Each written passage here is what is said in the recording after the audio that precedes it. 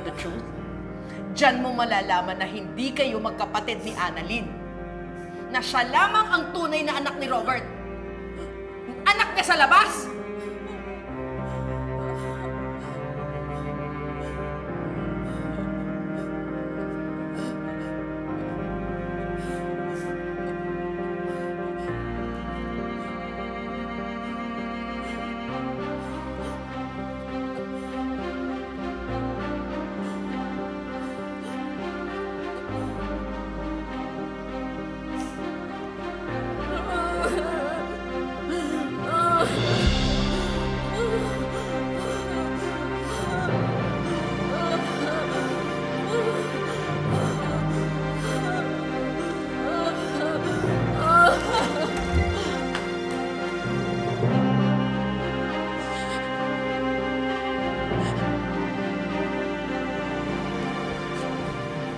Sigurado ka bang dito talaga sila pupunta?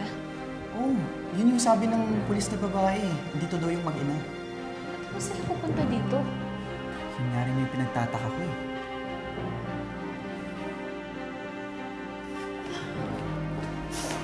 Zoe? Zoe? Ba't ka umiiyak? Ano nangyari? Lumayo ka sa akin. Zoe, hindi ako lalayo sa'yo. Hindi kita papabayaan kasi kapatid kita. Hindi kita kapatid! Hindi kita kapatid! Yan ang totoo!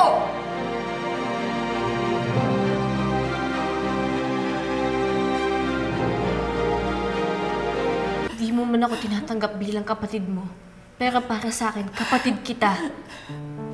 Hindi mo alam yung mga sinasabi mo. Zoe, alam ko nahihirapan ka sa pinagdadaanan mo ngayon. Sa nangyari sa daddy mo, sa tatay natin. Alam mo, Annalyn, hindi ko kailangan yung pang-unawa mo. Kaya ko yung sarili ko. Zoe, kailangan mo ng karamay. Kaya nandito ako, papakinggan kita. Hindi kita papabayaan, wag mo lang ako pagtabuhin. Ano ba? Huwag mo akong hawakan. Kaya ko yung sarili ko, hindi kita kailangan. Tsaka pwede ba? Hindi ko kailangan ng awa mo. Kasi hindi naman ako kawawa. Annalyn, layuan mo yung anak ko. Huwag na huwag kang makikialam sa mga problema ng pamilya ko.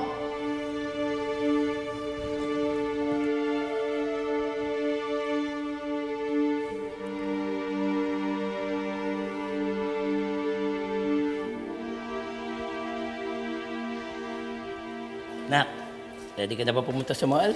Opo, Daddy!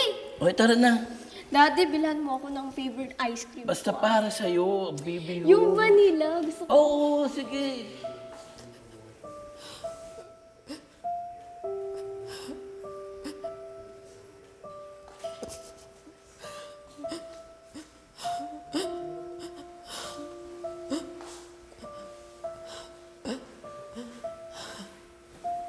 I'm sorry if I made you feel bad today.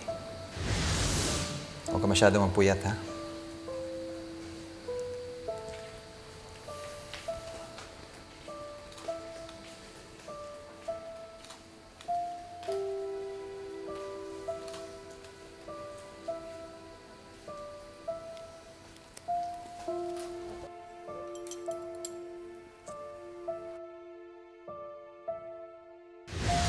Dapat hindi ka na nag-abala.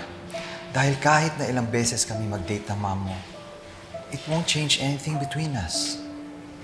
Ang importante, nandito pa rin kami para sa'yo. Mahal ka namin dahil anak ka namin.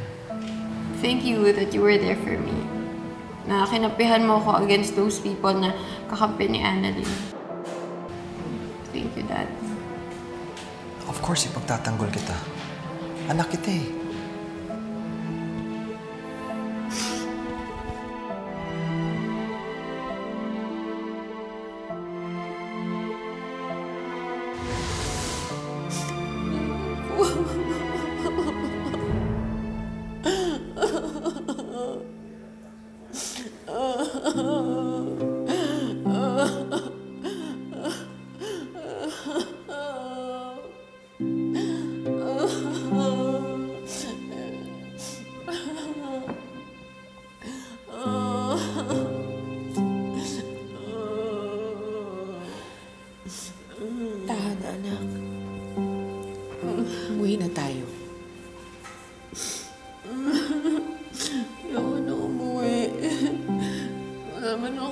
dun sa bahay na yun eh. No, Zoe. Ikaw ang unika iha namin ni Robert. Kailangan lumaban ka. Don't put yourself down. Kahit ano pang mangyari. Nandito ako.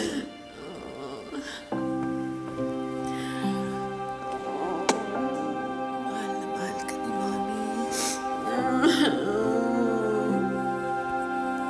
No matter what happens, nandito ako. Hindi kita iiwan.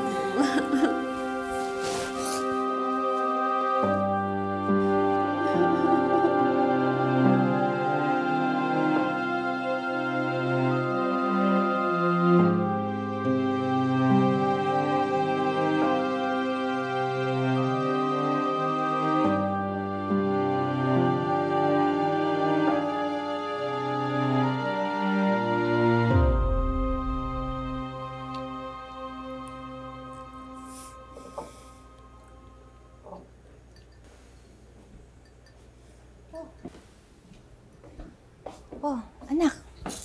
Bakit gising ka pa? Wala ka bang duty bukas? Di po kasi ako makatulog, Nay. Iniisip ko po kasi si Zoe.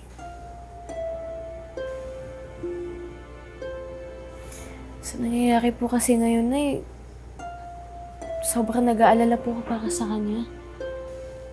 Parang first time ko po siya nakitang ganun ka-devastated kanina. Parang pasan niya po yung buong mundo.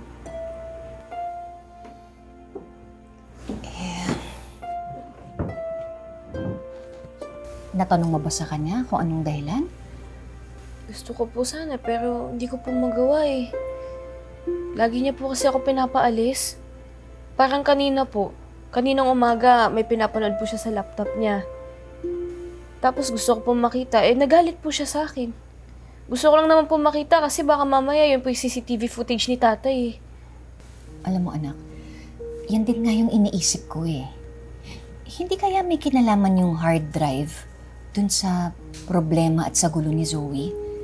Kasi yung Tito Michael mo, binigay niya kay Zoe yung hard drive. So, ibig niyo pong sabihin, baka yung pinapanood niyo po yung CCTV footage nga? Pwede. Sige nga po, Nay. Puntahan ko po sila sa kanila, tapos tanungin ko po siya tungkol dyan. Anak, wag na. Baka mamaya masamain pa yun ni Zoe eh. O tapos naawayin ka na naman niya. Antayin mo na lang na siyang magsabi sa'yo, ha? Basta, ang gawin mo lang, nadyan ka lang para kay Zoe. Ha?